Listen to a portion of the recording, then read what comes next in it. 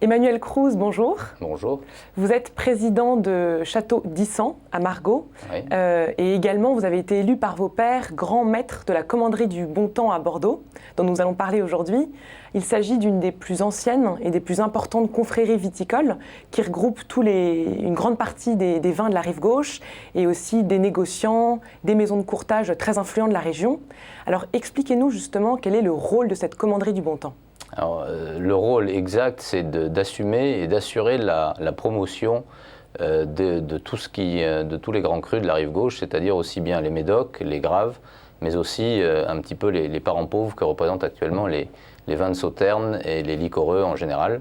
À Barsac. À Barsac, voilà. Et l'intérêt de cette commanderie, c'est qu'en effet, elle a une certaine puissance ou influence parce que non seulement, comme vous l'avez dit, elle représente tout le monde de la production, mais aussi une grande majeure partie des grands distributeurs bordelais que sont les négociants et les courtiers de Bordeaux. Et concrètement, comment est-ce que vous organisez cette promotion ? Alors, à travers des événements qui sont assez médiatiques, comme les Fêtes de la Fleur qui clôturent en général les années Vinexpo, ce sont des grands dîners de gala de 1500 personnes dans les grands crus, où nous intronisons des clients étrangers ou des personnalités du monde du vin, mais on fait aussi ça lors de Vinexpo Hong Kong, prochainement au mois de mai. Il y aura aussi un dîner de gala lors de l'ouverture du salon. Nous organisons le dîner de prestige et nous allons aussi introniser des clients asiatiques. Donc ce sont beaucoup en fait des grands événements avec des rituels assez folkloriques d'ailleurs souvent.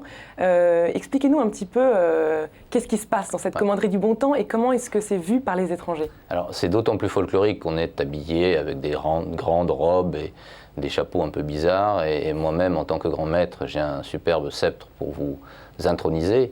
Donc pour les Européens ou pour les Français c'est un côté un peu désuet et folklorique. Par contre pour nos amis étrangers c'est vraiment un moment important dans leur carrière, on va dire, viticole. J'ai un exemple assez précis d'un distributeur japonais dans son bureau, un grand distributeur japonais. Il y a évidemment son diplôme universitaire, il y a son dossard du marathon du Médoc lorsqu'il l'a couru, et il y a la fameuse photo où il a été intronisé à Hong Kong avec la magnifique robe de la commanderie du Bon Temps sur les épaules. Donc pour eux, c'est vraiment un moment important de leur carrière. Mais dans la plupart aussi de ces rituels et de ces traditions, dans l'imaginaire collectif, il y a beaucoup d'éléments qui peuvent faire penser à celles, par exemple, des loges maçonniques. Alors, dans quelle mesure est-ce que ça fait vraiment partie du fantasme ou est-ce qu'il y a des choses communes ? Je pense que ça fait un peu partie du fantasme, mais il doit certainement y avoir des choses communes. Moi, j'ai été élu à la suite de Jean-Michel Cazes, qui avait vraiment développé la commanderie en 2008. Mais lors de la création de notre commanderie, après la Seconde Guerre mondiale, je pense que certains des membres influents à cette époque devaient avoir des relations avec des loges maçonniques, oui, parce que grand maître, grand argentier, les costumes, tout ça fait penser un peu à des rituels maçonniques. Alors revenons sur votre rôle, donc défendre les vins de Graves, du Médoc, de Barsac et de Sauternes dans le monde. Justement, quels sont les pays stratégiques pour vous aujourd'hui ? On a toujours parlé de la Chine, évidemment, qui est un pays en devenir, qui a participé à l'explosion ces dernières années du développement du marché des vins de Bordeaux sur la zone asiatique. On peut voir un certain recul du Exactement, marché chinois. C'est-à-dire qu'on a un peu bourré un énorme pipeline avec un petit robinet au bout, donc il faut aussi le temps que les stocks que nos amis chinois ont achetés et à des prix quelquefois assez élevés soient consommés. Or, aujourd'hui, ils ont plus acheté, dans certains cas, comme un investissement plutôt que pour consommer. Donc, il va falloir attendre que les stocks s'écoulent. C'est une crise, je dirais, d'adolescence. Voilà. Mais le marché va reprendre. Je nul doute que sur un prochain millésime porteur, le marché chinois repartira. Il y a aussi le fait que le vin servait beaucoup d'échanges comme cadeaux au niveau des hauts dignitaires chinois et notamment peut-être dans certains volets liés à de la corruption et que je crois qu'il y a un peu une chasse à la corruption à l'heure actuelle en Chine, donc ce côté-là a un peu disparu aussi. Et quels sont les autres pays stratégiques que la Chine ? Je crois qu'il ne faut surtout pas oublier nos marchés traditionnels que sont d'abord l'Europe, et notamment l'Angleterre, mais des pays comme la Belgique et la Suisse. Moi-même, ce matin, je rentre de Prague, vous voyez, petit pays, mais en développement. Et évidemment, les États-Unis, qui sont quand même aujourd'hui une grosse puissance pour le vin, et on y consomme quand même beaucoup de vin de Bordeaux. Mais vous voyez d'autres pays émergents ou pas qui pourraient tirer la demande justement, alors des grands vins de Bordeaux, les vins stars, mais aussi des plus petits vins dont vous vous occupez? On parle beaucoup comme pays stratégique, enfin futur pays stratégique de l'Inde et du Brésil, deux pays qui pour l'instant, pour des raisons différentes, sont un peu au point mort. D'abord les taxes qui sont extrêmement élevées au Brésil, mais aussi en Inde. Et en Inde, il y a un deuxième problème, c'est la logistique, l'acheminement d'une caisse de vin.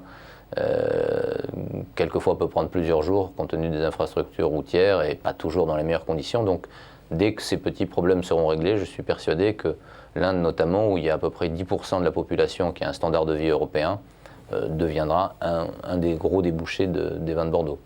Bon, et parlons des primeurs maintenant. Quel regard portez-vous sur le millésime 2013 ?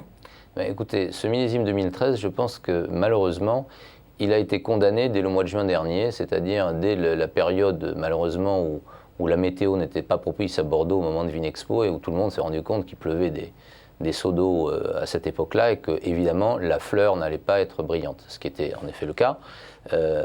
Toujours est-il qu'aujourd'hui, on commence à voir les premières notes des journalistes sortir.